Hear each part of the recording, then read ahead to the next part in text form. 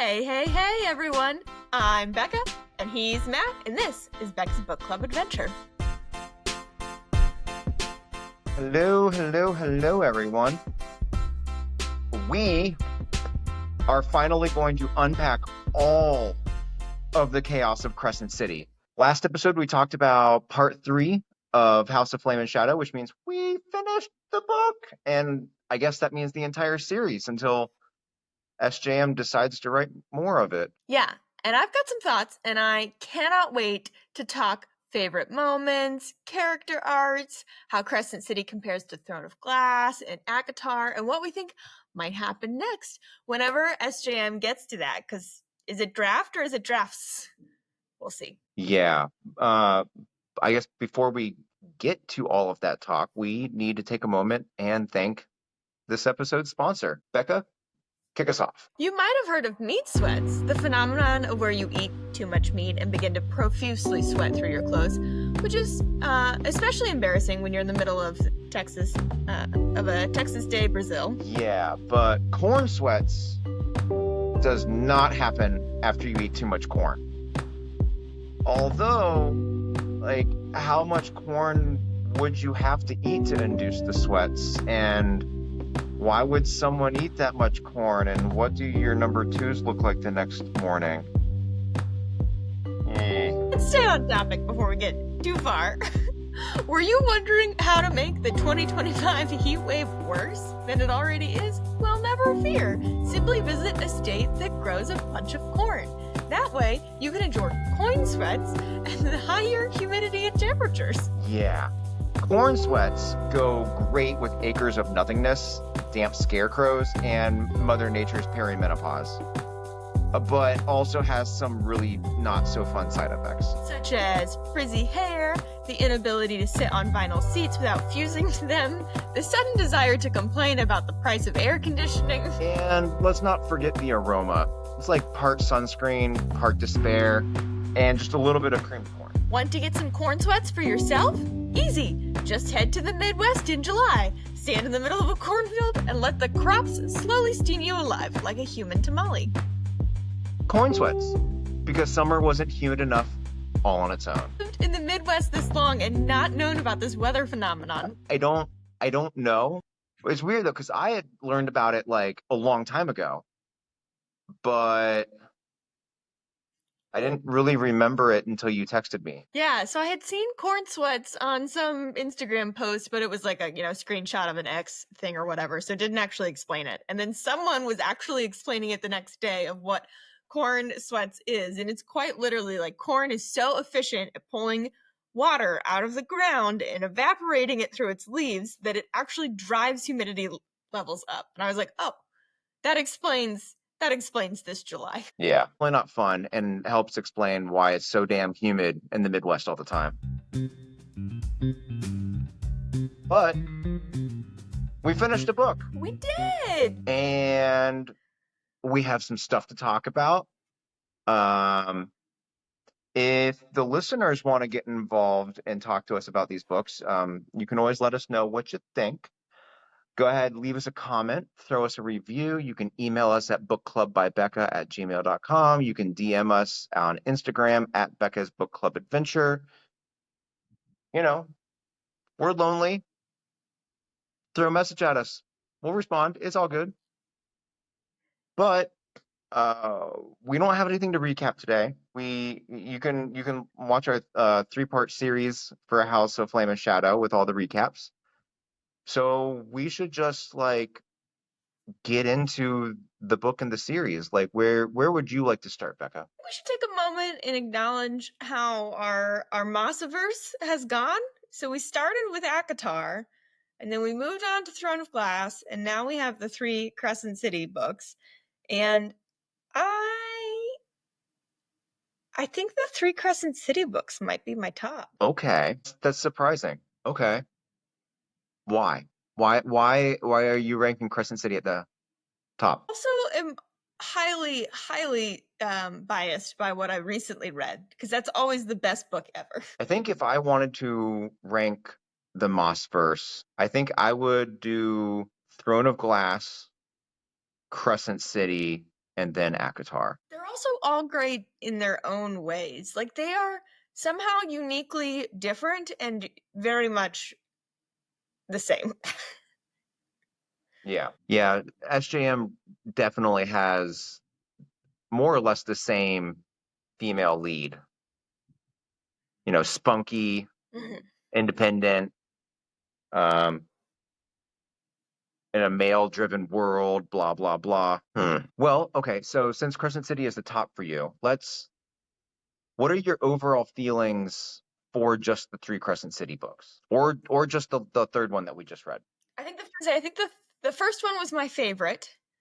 I think the third one we just read was my second favorite, and the middle book is third. But we'll see where that goes once a fourth book comes out, because I'm kind of stumped as to where we get to go from here. But I know we're going forward. Yeah, I wonder if people felt the same way after the third ACOTAR book came out and they read it. If they were like, where do we go now? And part of me wonders if Crescent City is going to kind of mimic ACOTAR insofar as, is Bryce's story done now? Like, is she going to fade into the background and somebody else is going to take the lead? That's the vibe I get, but I don't know. Because Sarah J. Maas wrote the book, The Court of Frost and Starlight. And to me, that book was like I'm saying goodbye to my favorite character, Feyre, and we're going to start a new era after her, still in the world I set up. And we don't have that for Crescent City. Mm-mm. We don't even really, like, at least in ACOTAR, you knew that Feyre had two sisters and like it was all set up. But what do we have in Crescent City? What? The Dragon Shifter and Sathia, who really haven't had any page time or great relationships with our main characters. Nope. I don't know. I mean, we know we have to build a world. Yeah, I obviously they have to build a new world. I'm not convinced right now if Crescent City would be as enjoyable without Bryce. I think on some level, Bryce is like, she's the glue of that weird friend group of Rune and Hunt and Ethan, and like none of them would have found each other without Bryce. They might have enough of a bond to be together now, but like Bryce is still sort of the center of them. Well, what did you rate House of Flame and Shadow? I think it was 4 3/4 star. Okay. I think I gave it a 4.5. It was certainly the epic novel that we needed. Yeah, it was. I think I'm right there with you that the first book was the best. It was definitely a 5 out of 5. The second book kind of slipped down to like a 3.5, 4, depending upon your views.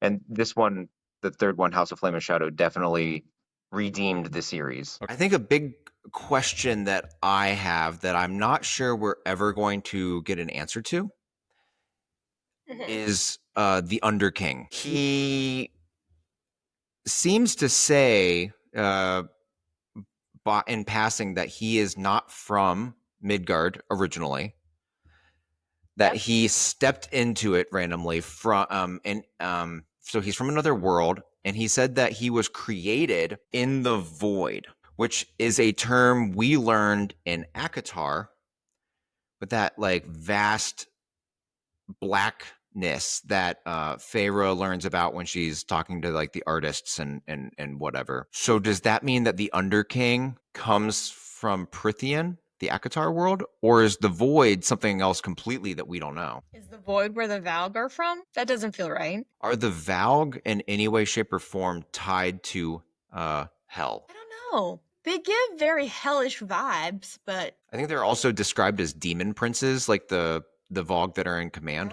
Yeah. Is that but then the hell that we okay? Here's something else that we can throw up there.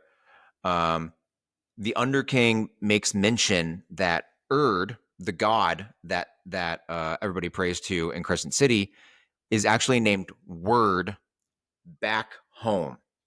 And we know that word and word marks and all of that happiness is something from Throne of Glass. So does that mean the Underkings home is Eril or Aurelia would or make however sense. anybody wants to pronounce it. Right? But in the Throne of Glass, we've maybe never make heard of the well, concept of void. Do you think I feel like that we need a dartboard. we need one of those a beautiful mind boards where you just connect everything. Do you think that there can ever be a crossover between ACOTAR and Throne of Glass or Crescent City and Throne of Glass? First part of the question again?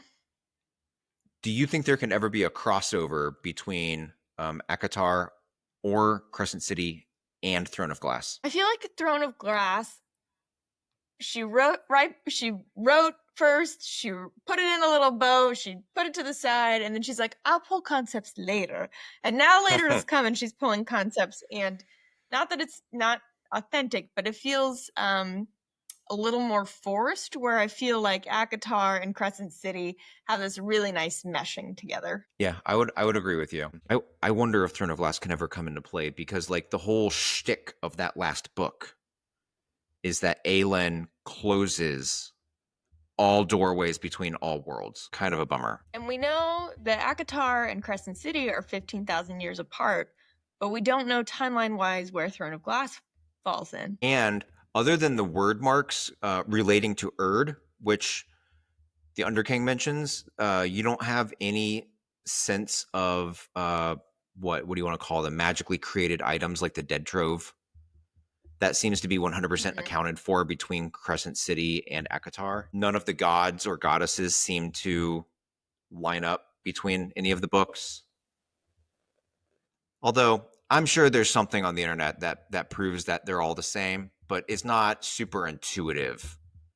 And most of Sarah J. Maas's stuff seems to be relatively intuitive, and things add up pretty easily. I don't know. It also gives me like Swiftyverse vibes of like, I can't make some of the connections that the Swifties make, but man, I love me some Taylor Swift, and I will happily sing and dance along while other people tell me what is going on in her beautiful mind. Yeah. I also don't follow Taylor Swift enough. Like, I wonder if you like visit her website constantly and you follow her on Instagram and TikTok and Facebook, like if that's how you can get all of her Easter eggs and stuff. And if you're just like me and you only follow on Instagram, are you really going to get the big picture of all the Easter eggs? I don't know. As a metaphor to ACOTAR and stuff, like I'm not following Sarah J. Maas and I'm not, visiting her website and who knows what I'm missing out. Okay. So sticking with the Maasverse, Sarah J. Maas just did her happy release of the ACOTAR drafts. Do you have any? I am not even going to try to hypothesize here of what's coming. But if you had a wish list of what is happening in the next ACOTAR books, and okay, so what is that wish list, and does it contain Crescent City crossover continuation? So my wish list is a little vague. So we've had a lot of strong female characters.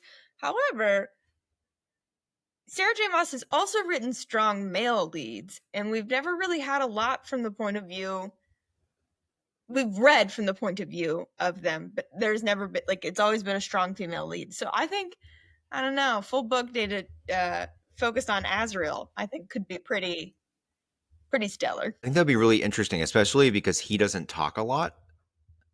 So it'd be a whole new point of view of just observing the ACOTAR universe. Right? Like, how did he become the one that has truth teller, and why was that so necessary? And what does he really feel for Elaine? Okay, I want to do a hypothetical concept here. Let's do some more ranking. We ranked ACOTAR, Throne of Glass, and Crescent City. Let's rank the female leads that we've read. So you've got Feyre, Nesta, Selena, and Aelin, if you want those to be one or separate, and then Bryce. I think there's two different ways that we could rank these. One is just like subjective, who's your favorite? And then also, who do you think was the best written or the best lead, despite your feelings? The best written, I think, is Aelin, because I think she had a lot of depth and surprise that you knew was coming, and Bryce's sometimes kind of hit me from nowhere, where I'm like, I don't know what's going on or why she's going to do what she's going to do. And then as far as favorite characters, I think I really like Bryce a little bit better. But then I was trying to think about it. I was like, okay, if we were in high school together, who of these people would I actually be friends with? And I think Feyre and I probably would have been friends. Okay. I noticed you didn't mention Nesta. Is she down on at the bottom of your list? Yeah, no. Nesta's not my favorite. Nesta had a whole book dedicated towards her redemption. We were built to not like her. Yes. Yes. It is so hard to like Nesta because for 3.5 books, however you want to think of the fourth one, she's just the worst. I'm with you. I think Selena / Aelin was the best written. I love the female Han Solo type character. I think Bryce is number 2, and then you have Feyre, and then you have Nesta. I think my favorite character to read though was Feyre. I think you get all the tropes with Feyre. She's a little bit of the damsel in the distress. She's a little bit of the chosen one. She's a little bit of that Han Solo sassy, whatever. Quite frankly, I like her love story with Rhysand the best for some reason. Yeah. And it's probably because authentic. It was, yes. I think that Throne of Glass is the best of the 3 series. And I think it's because it wasn't trying to be sexy. It wasn't trying to be romantic, but it had sexiness and it had romance. But it was just fantasy. It was like really well done fantasy, and like it scratches all the itches. And whereas ACOTAR, I think you got to be kind of in a mood, and even Crescent City, you kind of got to be in a mood. Okay, I think that's fair. How would we rank the boys? If we were talking Rhys, Cassian, Azriel, Rowan, Dorian, Chaol, Hunt, Rune. First off, that's a lot of names to rank. Ooh, I don't know. Okay, so my top tier ones are going to be Rhysand, Rowan, and Rune. My mid tier is going to be Dorian and Cassian. And then I would leave Azriel, Chaol, and Hunt for the bottom. Really? Hunt is at the bottom. I didn't super love Hunt and Bryce's relationship. Yes, neither did I. And I think it's more because I didn't really like Hunt. I'll be honest. I didn't dislike him, but I didn't like him. I didn't like him. As far as the ranking goes, I think I agree with you. With the exception of Azriel, I would probably put Azriel on par with Cassian in the mid tier. But otherwise, I would agree with your rankings. And I would like to say that I would like to discuss my dislike of Chaol and Hunt. So Chaol, which one's worse? See, this is like they flip-flop based on if I'm looking at them from how they were written as literary characters or my actual feelings about them. So I feel like Chaol was the better character in terms as compared to Hunt. I liked him less than Hunt. I felt like he was more despicable and dastardly and just a piece of shit man at times compared to Hunt.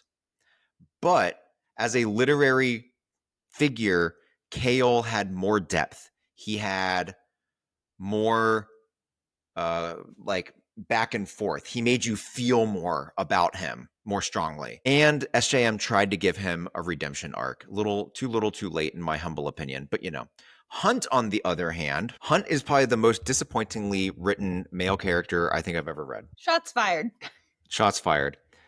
Hunt is introduced to us as the biggest, baddest, most dangerous Fae male in the entire Crescent City universe.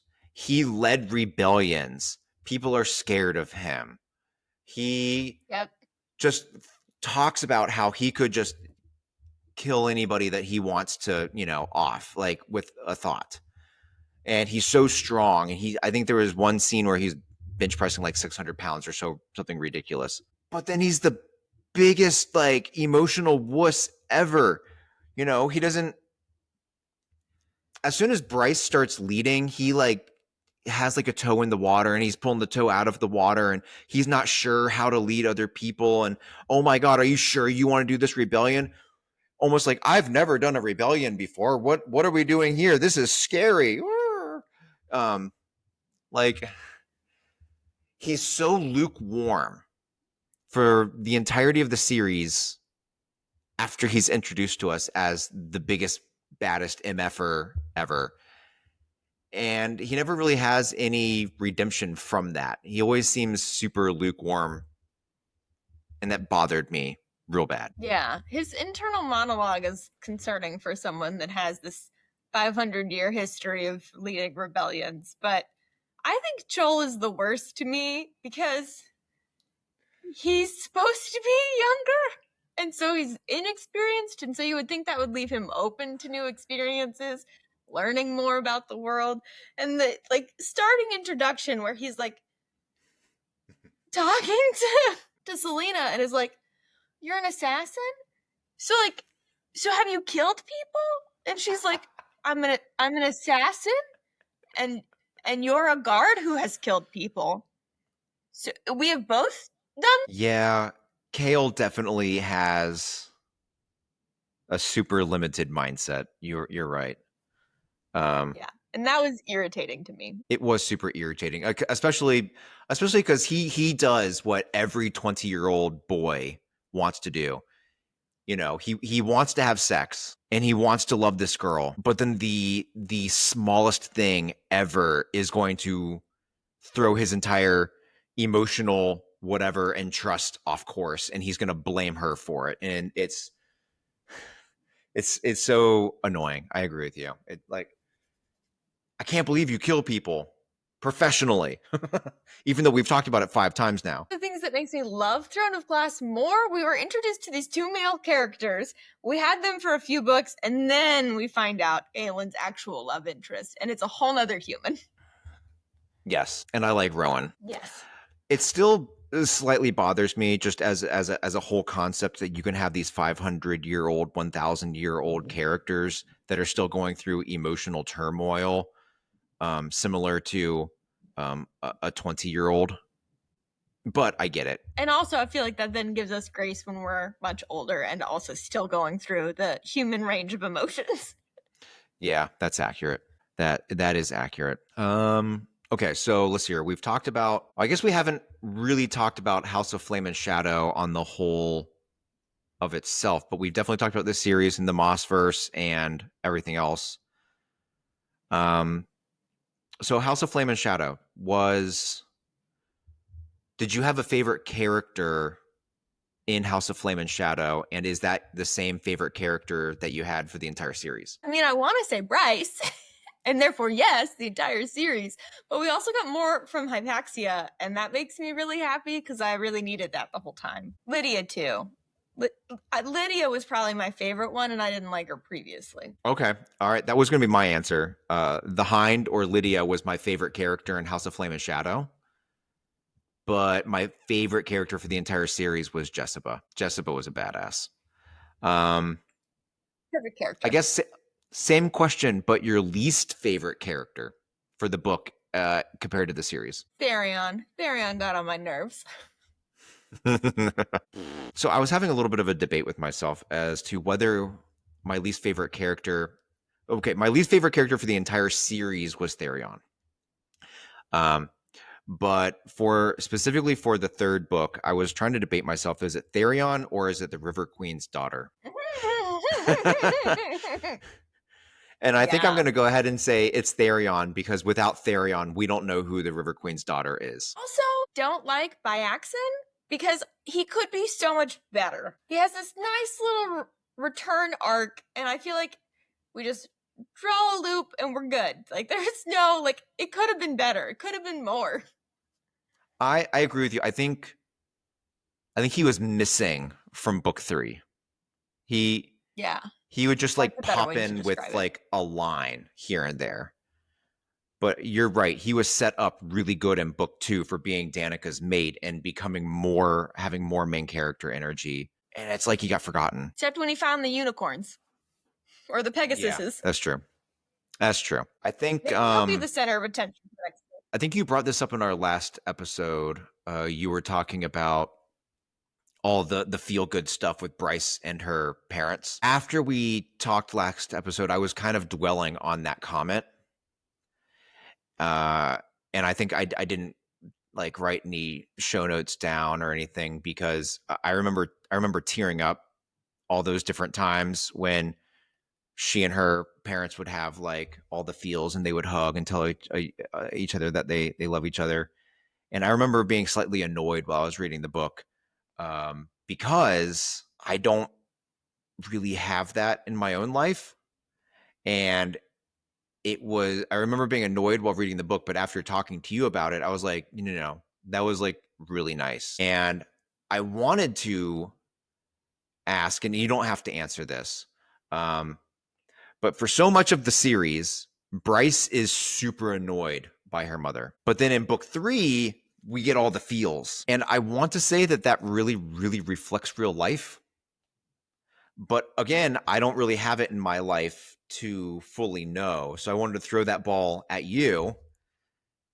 Did that relationship ring true? Yeah. There are things about my mom that annoy me, but also I love her dearly and would come for you if you ever commented on those things. And I am my mother's daughter, so I do the same annoying things she does.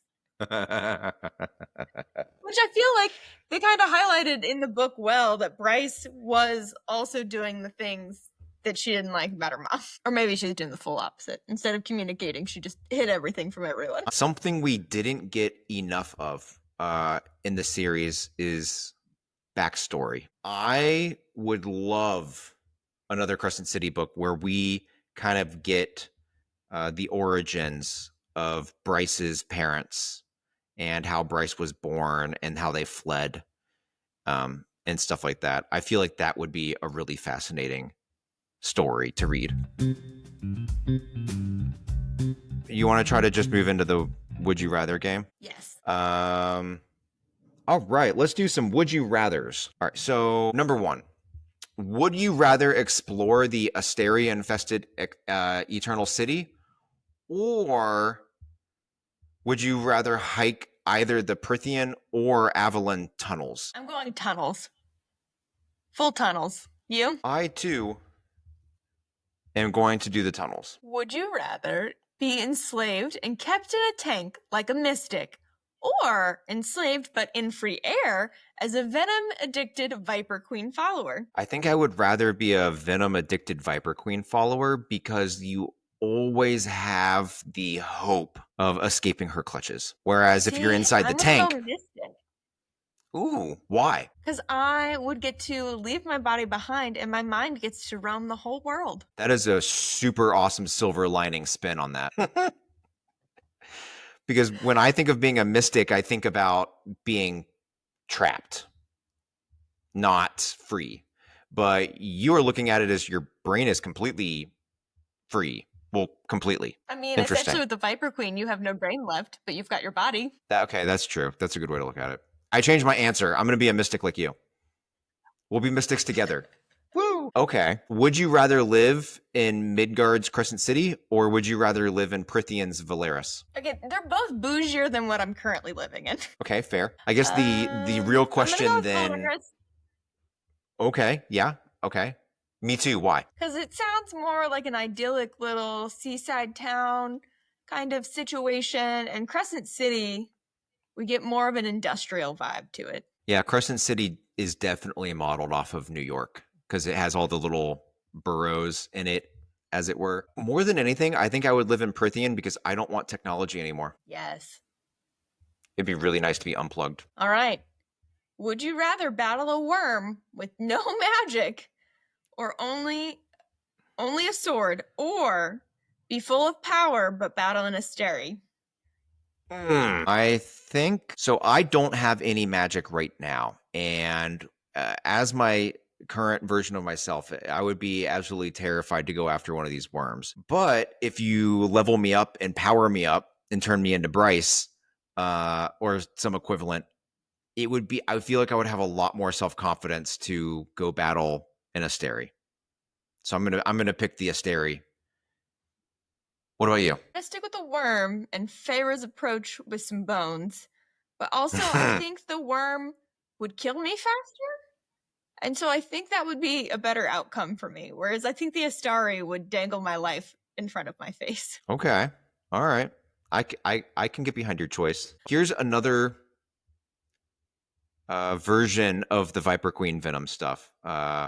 Would you rather serve the Viper Queen and be addicted to her venom, or be a rebel who is serving an Asteri? Viper Queen and her venom. I would agree with you. I think I would be terrified of constantly feeling like every minute is my last with the Asteri. I don't think I have the anxiety tolerance to rebel against the Astari and be under their nose. There's got to be something. There's got to be something to be said for just sort of being high all the time and floating through life. Yes. In an alternate universe, would you rather have Sabine or Sigrid be your prime? I think I would choose Sabine. And the reason is that when reading that third book, Sigrid, how do I phrase this? Sabine plays by rules. Most of the book she plays by rules there until the very end. And I think I would rather follow somebody who is toxic and horrible, yes, but plays within a framework that I could know and come to expect. Whereas Sigrid just seemed to be extremely raw and feral. And I'm not sure if I would know how to predict what she was going to do and therefore come up with a plan to cope. Not even combat, but like just cope and survive. I feel like yes, because so if I'm in Sabine's prime, I'm like 3 wolves down. So to your point, I just have to follow rules and regulation, and I don't even exist in Sabine's mind. Sigrid, I feel like she would run things very differently. Mm-hmm. Agreed. So as effing awful as Sabine is, sounds like we're agreed that we'd pick her. It's the devil you know, not the devil you don't. Okay. Last one. This one was inspired by Rune's quasi journey, right?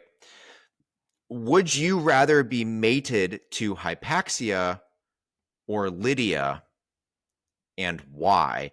And yes, I think I already have your answer pegged in my brain, and I'm wondering if you're gonna meet my expectations. Obviously it's Hypaxia, because she has so many lovely skills that I think would be phenomenal to have in my back pocket. And Lydia just has like a really rough journey, and she's got a lot of compassion. Don't get me wrong.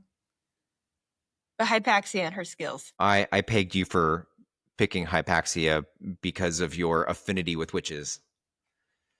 Yes. I was going to pick Lydia the entire time. I wanted to pick Lydia because because she's such a badass.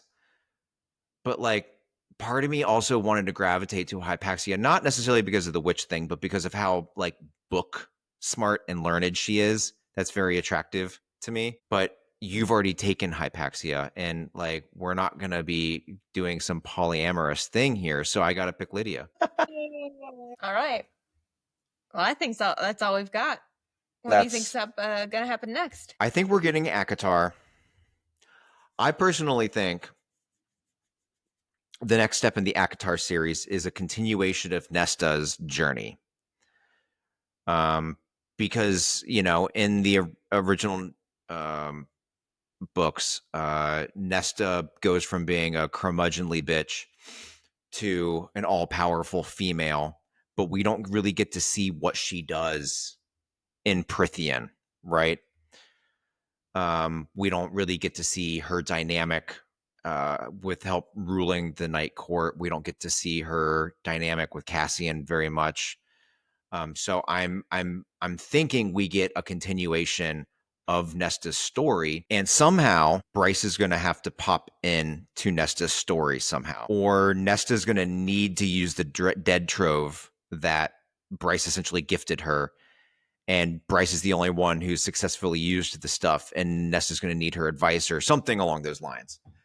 I think that's how Crescent City stays relevant. But what's next in Crescent City? I honestly think that Therion, Sathya, and the Dragon Shifter become the main characters and lead the next Crescent City book.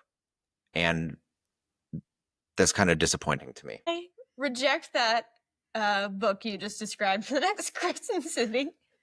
I'm going to hope that Lydia and Rune become our next main characters that we get a whole book centered on. Okay. And attempting to rebuild a government that's fair and just. I would love that. I just don't see how it's going to work, given that they both didn't really want to.